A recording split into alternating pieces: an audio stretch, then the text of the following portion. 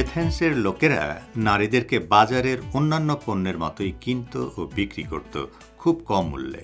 নারীদেরকে চতুষ্পদ জন্তুর মতো উত্তরাধিকারীদের মধ্যে বন্টন করা হতো এবং ওসিয়ত বা উইলের মাধ্যমে তাদেরকে অন্য কারো কাছেও কখনো কখনো হস্তান্তর করা হতো।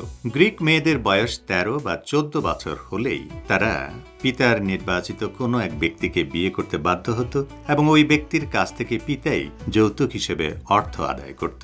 এই অর্থ গ্রহণের মাধ্যমে ওই ব্যক্তি স্ত্রীর খরচ যোগাতে সক্ষম কিনা তাও বোঝা যেত। আর যে মেয়ের বাবা জীবিত থাকতো না, তার নানা স্বার্থ, বিয়ে ও সম্পদের বিষয়গুলো দেখতেন কোনো এক পুরুষ, নিকটাত্মীয় বা চাচা। নারীরা বিবাহিত হবেন, এটাই ছিল সবার প্রত্যাশা। সে যুগের সমাজ জীবনে কুমারী কোনো নারীর ভূমিকা বা অধিকারের স্বীকৃতি দেখা যায়নি। খ্রিস্টপূর্ব 5ম শতকের গ্রিক নাট্যকার ও লেখক ইউরিপিডিস তার মিডা নামের বইয়ে লিখেছেন, শিশুকে যদি নারী ছাড়া জন্ম দেওয়া সম্ভব হতো, তাহলে নারীবিহীন মানব সমাজ সব দুর্ভাগ্য থেকে মুক্তি পেত।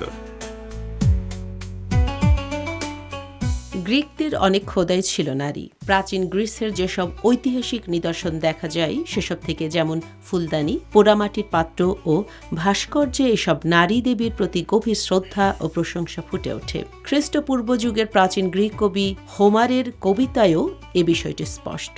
বুদ্ধিমত্তা ও প্রজ্ঞা বিষয়ের গ্রিক দেবী আথেনাকে অনেক মহতী গুণের অধিকারী, যেমন অত্যন্ত বুদ্ধিমতী, সাহসী ও ভদ্র বা সম্ভ্রান্ত হিসেবে তুলে ধরা হয়েছে। বেশিরভাগ গ্রিক নাগরিক ছিলেন কৃষিজীবী। তাদের দৃষ্টিতে ডিমিটার ছিলেন উর্বরতা ও বেশি ফলন দেওয়ার দেবী, আর পার্সিফোনিস ছিলেন মৃতদের ও পরকালীন জগতের ঈশ্বরের স্ত্রী হিসেবে অত্যন্ত পবিত্র অস্তিত্ব।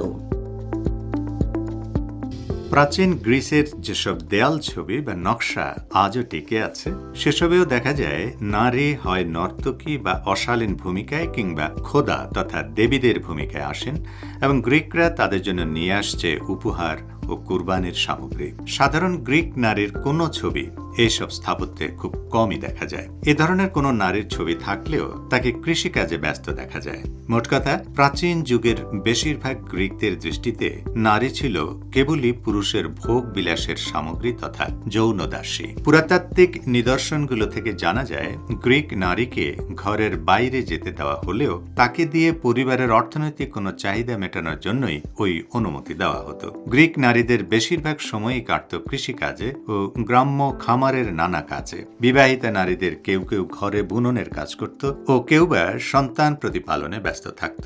বিবাহিতা গ্রিক নারীরা ধর্মীয় অনুষ্ঠানে অংশ নিতে ঘরের বাইরে যেতে পারত। প্রাচীন গ্রিসে অস্থায়ী বিয়ের প্রচলন ছিল। সেই সব নারী অস্থায়ী বিয়ের বন্ধনে আবদ্ধ হতো যারা ছিলেন বিধবা, দাসী অথবা বাবা মায়ের পক্ষ থেকে পরিত্যক্ত হওয়ায় পতিতাবৃত্তির শিকার হওয়া কন্যারা। এই শ্রেণীর নারীদের সামাজিক কোনো অধিকার ও গুরুত্ব ছিল না। এরা সমাজে স্বাধীনভাবে ঘুরে বেড়াত। গ্রিক সমাজে হিতায়েরা নামের এক শ্রেণীর নারী এদের চেয়ে কিছুটা উন্নত অবস্থা ও সামান্য সামাজিক স্বীকৃতির অধিকারী ছিল।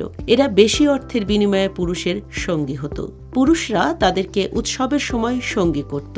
যৌন সঙ্গী হওয়া ছাড়াও তারা সামাজিক ও চিন্তাগত বিষয়েও পুরুষের সহযোগী হতো। তবে এদেরও কোনো উল্লেখযোগ্য সামাজিক মর্যাদা বা অধিকার ছিল না, যদিও তারা কখনো কখনো স্ত্রীর ভূমিকায় শরিক হতো। এদেরও নাগরিক অধিকার বলেও কিছু ছিল না। এরাও সমাজে স্বাধীনভাবে ঘুরে বেড়াতো এবং বেশিরভাগ ক্ষেত্রেই নাচ ও গানের মতো শিল্প চর্চায় এদের অংশগ্রহণ দেখা যেত। দর্শন ও চিন্তাগত বিষয়েও এদের একটা অবস্থান ছিল। গ্রিসে নারী দাসীদের বেশিরভাগই ছিল যুদ্ধবন্দী। তাদেরও কোনো অধিকার ছিল না, বরং তারা ছিল মালিকদের হুকুমের গোলাম। গ্রিসের অবস্থা সম্পন্ন ঘরগুলোর নারীরা ঘরের বাইরে কাজ করতেন না। স্বামীরাই তাদের খরচ যোগাতেন।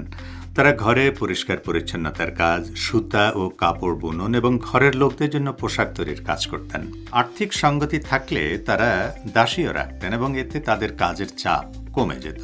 দরিদ্র ঘরের নারীরা দাসী কেনার সামর্থ্য না থাকায় নিজেরাই কাজ করতেন। তারা কৃষি খামারে বা দোকানে পুরুষের পাশাপাশি কাজ করতেন।